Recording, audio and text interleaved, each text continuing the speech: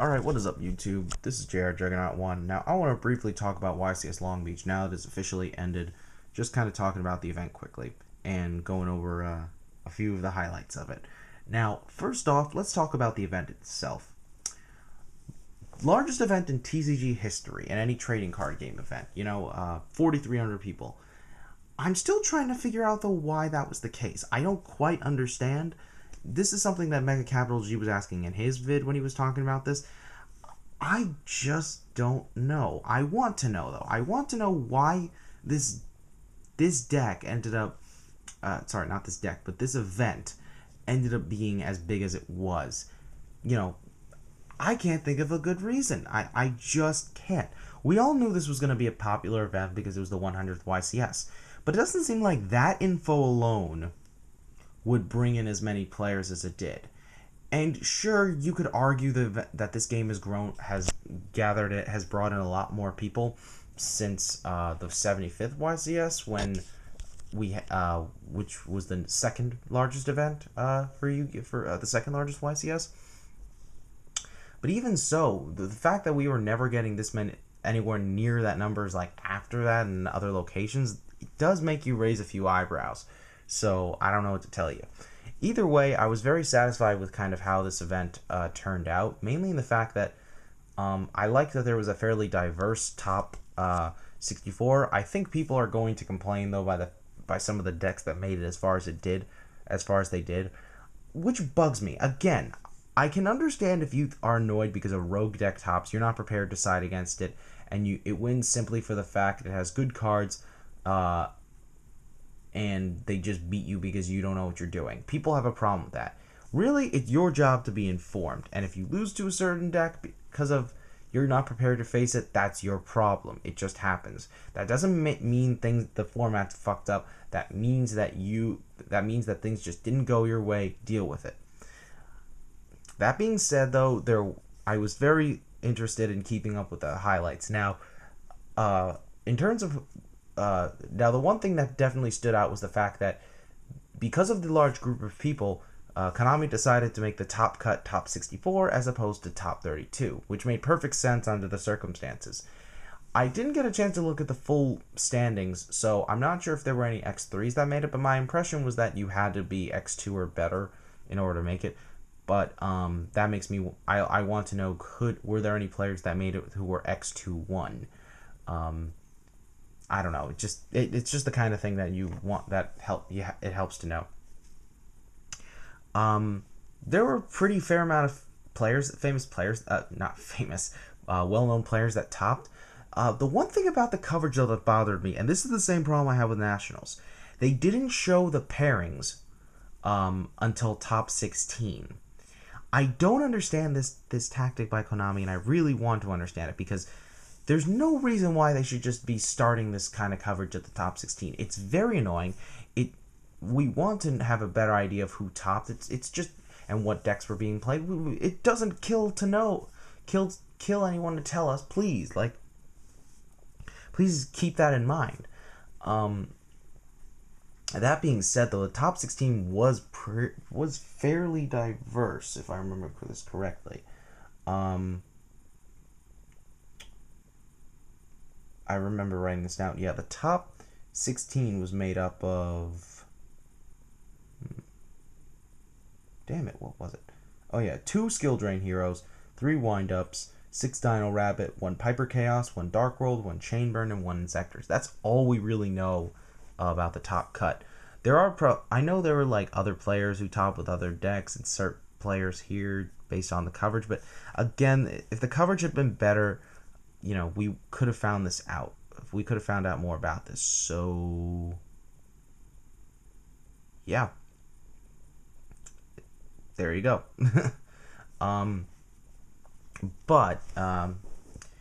let's get on to the top 4 decks of that. Just kind of going forward with that. Oh, and the one thing I just want to mention, I had a few friends who competed. None of them ended up making the top cut. Except for Joe Bogley, who wasn't a very close friend, but just someone I do talk to if I see him at events. He ended up losing in top 64, but I was glad he topped because I know he's not just some one-hit wonder. I know he's good. I know he has a lot of potential, so I hope other people see that too. Yeah, okay, let's move on to the top decks, though. Now, this is the deck that I think people are going to be most surprised to hear about. Chaos Piper, making top 4. This was the one of the decks that didn't make it past top 4. I'll be honest with you. On one hand, I'm shocked that this deck made as far as it did. On the other hand, I'm not surprised at all. Thomas Vo, before YCS, a few days before before this YCS, posted an article about a Chaos Piper deck he was considering running for the event. Looking at the deck, I can see the potential that this deck has. There's a lot of interesting combos that can be done with it, and it has a lot of really good power plays. There were 2 things though about the deck that were a little glaring about it. Number 1 was the addition of 3 tour guides instead of other engines. Some people have actually preferred to run the Tech Genus engine for the fact that it because the Tech Genus cards can actually mesh well together with the Chaos Piper deck. But I guess the tour guide engine works better. Not totally sure. I don't know. That's what I'm assuming. But with that being said, it was the other thing was the fact that what was it was the card Symphonic Warrior Basis, which is it's kind of the new tuner of the deck aside from Valor. It's basically the card you're going to summon. You're going to want to summon as opposed to Valor, which you're going to want to keep in your hand. You're going to want to summon the base, and base can change its level, which can allow you to make a lot of different synchro plays, which is really cool.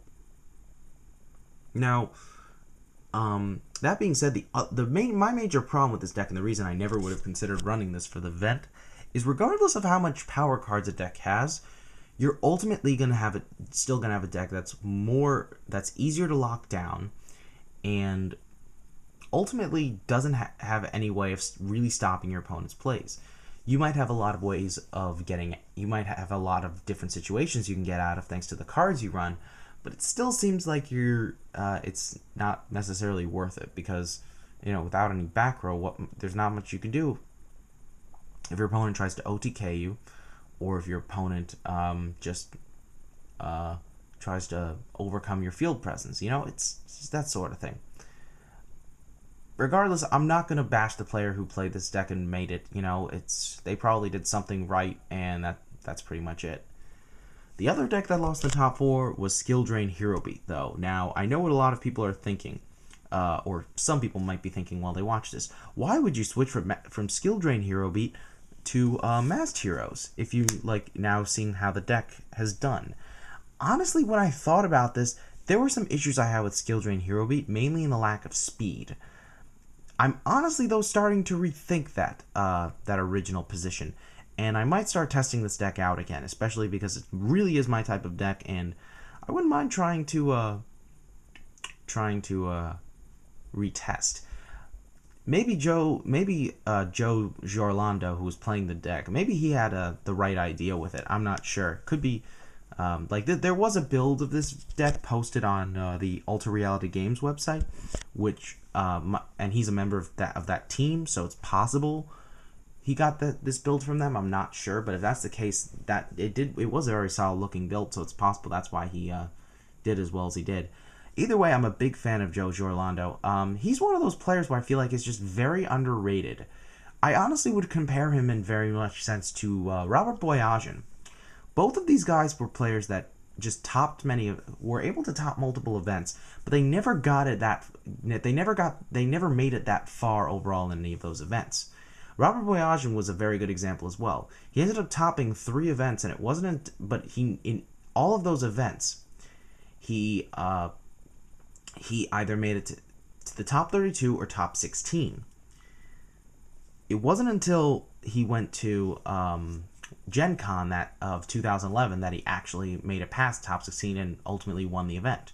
Joe Giorlando was basically in that same position. He topped 5 events, but never made it past the top 16 in any of them. Unfortunately, 4 of those events he only made it to the top 32, and I've heard him say he really wanted to make it past the top 32 or top 16, any of those. Ultimately, he made it to the top 4, and he has a lot to be he has a lot to be proud of. So I'm very happy for the guy, and I hope his success continues after this. I'm just very happy he was running this deck of all decks, though. I think this deck is just... It's a more skillful deck compared to some of the other decks he could have ran, and I'm glad he decided to stick with this in spite of the fact he ended up topping in spite of the fact that the last event he topped with that he topped at YCS Atlanta, he was running Rabbit. So definitely glad he wasn't running that again. Now I don't have any of the cards for this next deck, but this isn't going to surprise anyone. One of the decks that made to the finals but didn't win the deck.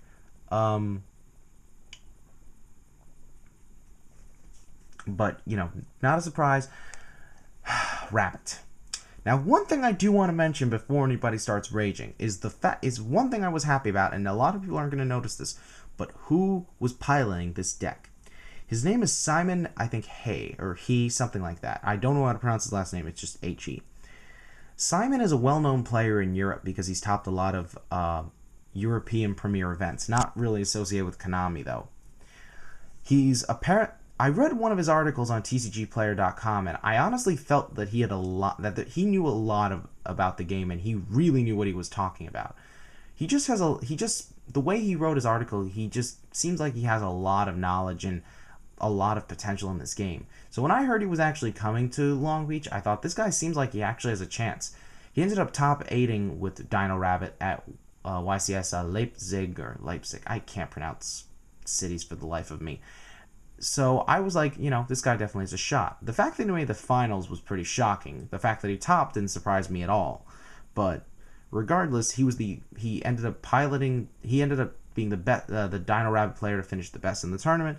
So, you know, big ups to him. He's a very good player. You know, he at least won the deck, used the deck and won with skill more so than luck. At least I like to think that. But the deck that won this whole tournament, good God, I can't believe I'm saying this. Dark World. Yes, you heard right. Dark World. Now, I am biased when it comes to this deck.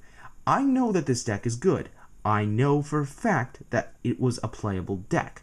But I had my skepticism of this deck for the entire month preceding this. So I'm really shocked that this is the deck that won it all. Let me explain something to you guys.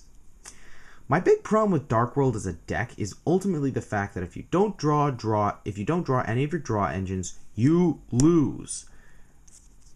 True, it happens a lot, but it just surprises me. I feel like this deck is so luck-based. Okay, I drew my draw engine. Yeah, I win.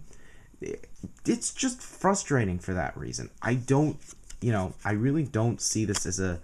I think the deck takes some skill to run, at least, you know, with thinking-wise, but I think the real factor is going to be, will you draw any draw engines, thus having any plays to make? That's what I think it comes down to. And I hate to say this, but as much as I don't like Tour Guide of the Underworld as a card, this is a deck where I would not play it if I didn't have 3 Tour Guides. I really do think Tour Guide enhances the deck.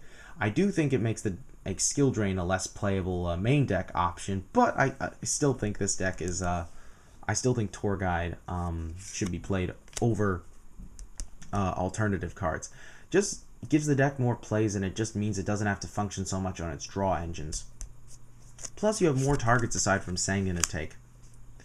So there you go. I guess the only real question is, what exactly was this guy's build? Some people have hinted that he's running the same build that Claudio Kitchmere topped YCS Brighton with, but who knows? It could be a number of different things. So we'll see what happens with that. But as I said, I'm just pretty surprised this deck made as far as it did, especially with the fact that it has a really bad Rabbit matchup. Rabbit will ultimately side, will either side Shadow Mirrors or they'll side Macrocosmos. Either way, this deck gets screwed by that card very easily. So it's not a deck I would really run for that exact reason. Regardless, it won. I'm not going to bash the player who won with it. That guy probably deserved it, knowing, given the fact that he won with this deck of all decks. But still, quite a surprise nonetheless. Anyway, I hope you guys enjoyed this discussion. Sorry, I'm kind of rambling. It's a Sunday night. I have work tomorrow, etc., etc. Give this video a like if you enjoyed. Comment if you have any thoughts, and feel free to subscribe. This is JR Juggernaut 1 signing out, and I'll see you next time.